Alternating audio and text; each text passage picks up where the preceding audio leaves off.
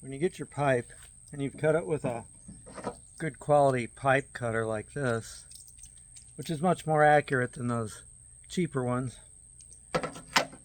go ahead and rotate the pipe as you file it like this to put a beveled edge on all the ends of the pipe. So you've got 30 pipes.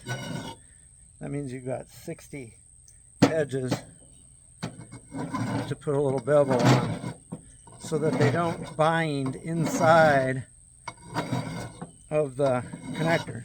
When you first get your box of connectors, this is what they're going to look like.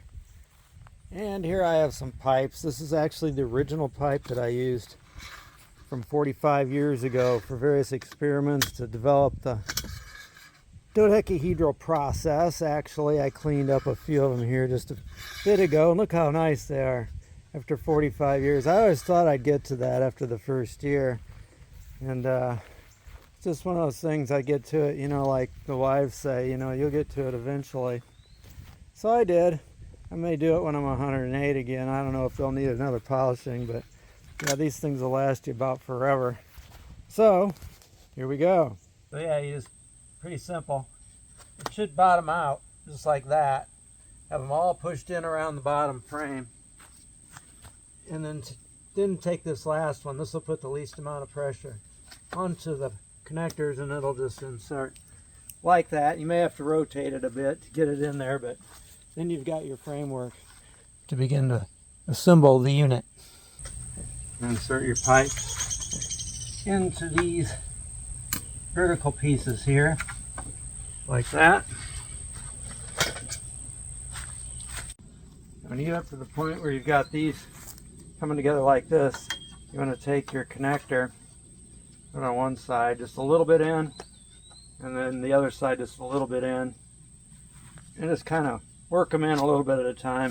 You just want to reduce that angle of attack so that it doesn't crack the connector. So here we are finishing this top section. Pop that on there.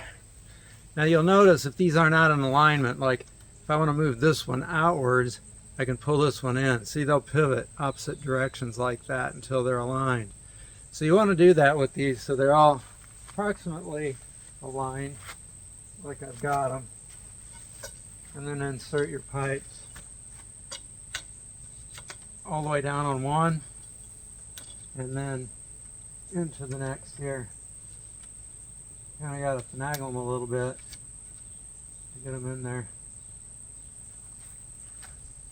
Push it all the way down, put in the next one.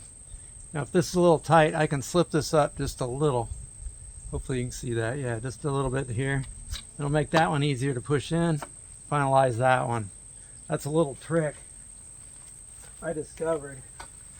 Now actually the hardest one to put in is always this last one, because unless everything's lined up, it's gonna be a little tricky sometimes, but we'll see what happens here. So I got that one in all the way, and then I got this one. You can see it's angled up just a little bit until it's completely inserted. So I might lift that up here, pull this out just a little here, and then it'll slide right in there. You can pop those in the rest of the way. Takes a little bit of strength, but once it's set in, you'll have a dodecahedron. Now, this is what's really important. In order for this thing to be perfectly aligned, you're going to need a compass. I was having a little difficulty before trying to figure out why my compass wasn't working. It's because of the magnetism of the phone.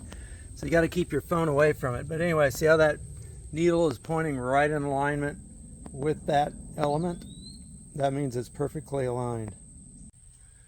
All right, when you want to take it down, this is where it gets a little tricky. It's probably best just to pull out one side, pull up one side like I'm doing here. If it binds, just kind of turn a little bit, and then you can rotate this. That first one to put in and the first one you take out is going to be the most difficult of them all because of the way those angles come in to get that connector out. After that, it's typically easier. So you just keep spinning them back and forth, pulling straight out. Just be careful and they'll come out. basically just rotating these things, you know, till they come out. Unless they just pull out.